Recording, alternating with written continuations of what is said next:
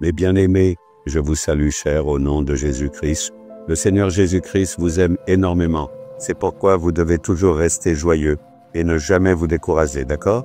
Pensez à son amour, à sa grâce et à ses bénédictions. Rien qu'en y pensant, vous recevrez du courage et de la joie.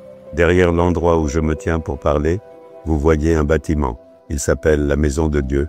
C'est pourquoi il est écrit au-dessus, la porte du ciel. C'est le bâtiment que notre Seigneur Jésus a permis de construire en premier dans le cadre du ministère de la délivrance. C'était pendant une période où nous nous réunissions dans la salle pour prier ensemble. À ce moment-là, une sœur a offert gratuitement ce terrain d'un demi-acre situé sur la route principale pour le ministère. Le Seigneur ne nous a même pas laissé demander. Il a parlé dans son cœur et a fait en sorte que ce lieu nous soit donné.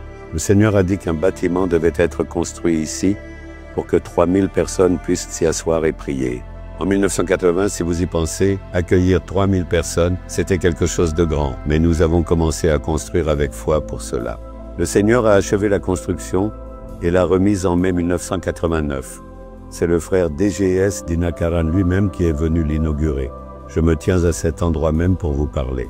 Beaucoup de personnes ont été sauvées en ce lieu et de nombreux miracles et signes s'y sont produits. Les larmes de nombreuses personnes ont été essuyées ici. Je me tiens devant la maison de Dieu pour vous parler.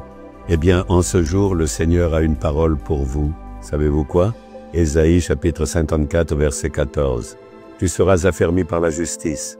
Bannis l'inquiétude, car tu n'as rien à craindre, et la frayeur, car elle n'approchera pas de toi. Il y a une certaine peur dans ton cœur, n'est-ce pas? Elle s'est transformée en terreur. Cette peur grandit de plus en plus. Et tu te demandes, que va-t-il se passer? Qu'est-ce que cela va devenir? Mais le Seigneur dit, tu seras sans crainte, tu seras loin de la terreur, elle ne t'approchera pas. Si tu me demandes pourquoi je ne peux pas venir à tes côtés, même si je suis loin, je suis avec toi. Je te tiens par la main et je te conduis. C'est pourquoi cette peur et cette terreur resteront éloignées de toi, dit le Seigneur. Mais si ton cœur est rempli de peur ou de terreur, que signifie cela? Est-ce que Jésus-Christ n'est pas avec toi? Si Jésus est avec toi, il ne devrait pas y avoir de peur ni de terreur. Comment cela peut-il être autrement? Après tout, nous vivons dans ce monde. Nous sommes dans cette même situation. Des problèmes à la maison, des luttes sur le lieu de travail, tant de pression dans la société autour de nous. Comment ne pas avoir peur dans de telles circonstances? La peur viendra et repartira. Elle ne s'installera pas en vous de manière permanente. La peur ne vous affectera pas. Elle vient et elle s'en va. Nous traverserons les situations qui font peur. Nous ne sombrerons pas dans la peur.